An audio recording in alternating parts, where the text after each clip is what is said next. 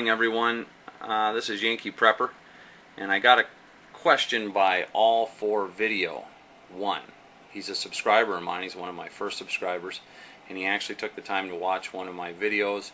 He asked a question about my survival triangle theory. I'm going to call it a theory, and I thought I'd get back to him right away because he is a subscriber. I have a survival triangle that the way I describe it, you need these three things to survive any long-term catastrophe. And in my prepping and thinking, I'm always trying to prepare for long-term, because from what I see coming, this is going to be a long-term situation. I call it a triangle because there are 3 points to this, of course, obviously, and if you take one away, the other two will fail. But all three together make a very strong structure. I start with food and water. That's what I started with. You can make it, you know, they say the given time is 30 days without food, but what they never tell you is that the first week without food, you're going to be devastated, especially if you're used to eating on a regular basis. You're going to be too weak. It's, you know, to do anything. Your mental faculties will start failing you. You know, then after another week or 2 weeks, you'll probably be too weak to even do anything about that, the fact that you don't have any food. You know, you'll just start to lose hope. It's very depressing, and dying of malnutrition is just not a good way to go. Starvation has a horrible effect on your body and mind. Water, 3 days, they say, but again, even into the first day, you're going to be hurting pretty bad.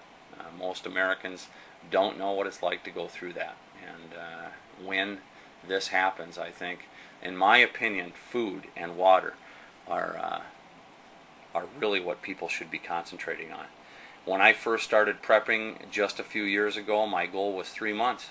3 months worth of food. I figured that would be the worst. You know, that would be the worst of it, is the first 3 months. A lot of bad guys are going to have to get killed. A lot of good guys are going to die doing that. A lot of people are just going to starve to death. A lot of disease. I thought if I can stay put for 3 months and feed my family and water, have enough water to do that, I'll be okay. Of course, it sprouts from there, and you just start collecting more and more, as well as I think you should. I'm now up to a year. A year, if you get a year's worth of food and water, or a way to get food and water, like I don't have a year's worth of water. I have 110 gallons of fresh water on hand, and I have 250 gallons of rainwater in a collection system that I've devised that I can always disinfect with my pool shock. So I have a way to keep getting water as long as it's raining, which I hope it just keeps raining. So you know, if you can make it a year, that'll give time not only for things to settle down, but then you can start planning your next crops, or start planning how to harvest more food to keep up with the lack of food that would be coming in a long-term catastrophic collapse of the United States. Heat and shelter. This is the next thing. You got to have heat and shelter, and I'm not talking just a fire outside. Guys that think they're just going to load a backpack up, go into the woods and light a fire, and they'll be okay because they can live through it. You know, I would say they've never been in a long-term real wilderness situation, especially up north. A lot of preppers I see, there's nothing wrong with this, but they live in a southern hemisphere. I live in the northern hemisphere, so heat and shelter are very important to me. If the power went out in Minnesota, every house, you know, for a long period of time, let's say in January, every house would be a piece of junk in about 48 hours. All the pipes would freeze, the people inside would freeze.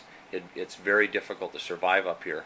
The upside to that is, if there was a crash or a collapse, I foresee a huge migration into the southern climate states. I would be left alone fairly quickly here, along with all the others that can make their own heat. So I'm not talking just a fire outside. You've got to have shelter to keep the heat in, and then you've got to have a way to minimize the fuel that it takes to heat your shelter, which is what I mean by, you know, having a shelter to keep the heat in will make all the difference in how much firewood or propane that you have to use to keep your house warm for a long period of time. I've got enough heat, or the ability to make heat, to at least last me through one winter. And I've got the shelter to keep the heat in.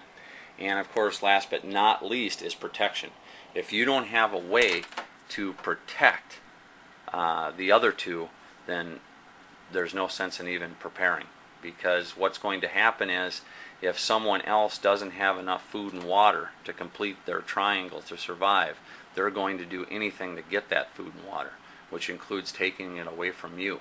And if you don't have a way to take their life away, if they try to take your food and water away, then you're probably going to lose the other two and lose your life anyway.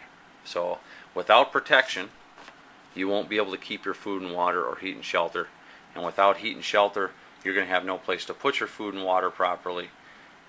So I guess my point is, if you take away any one of these, you're going to lose the other two anyway. You take away food and water, it doesn't matter if you have heat and shelter.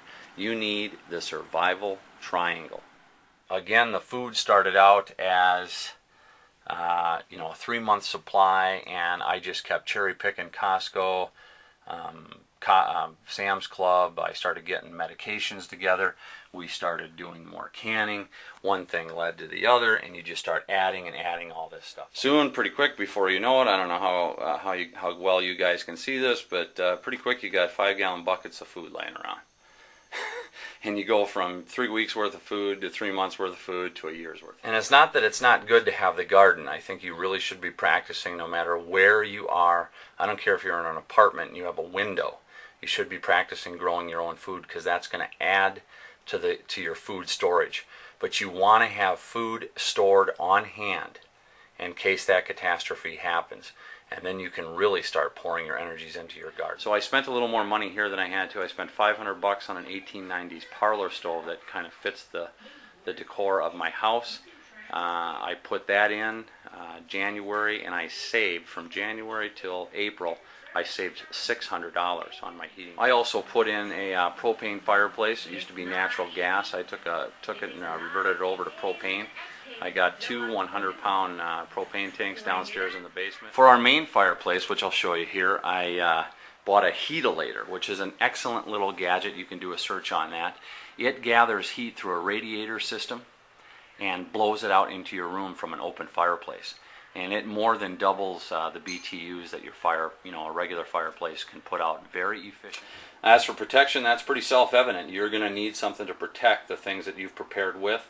If it were up to me, or if you were taking my advice, I would start out with a good time-proven main battle rifle.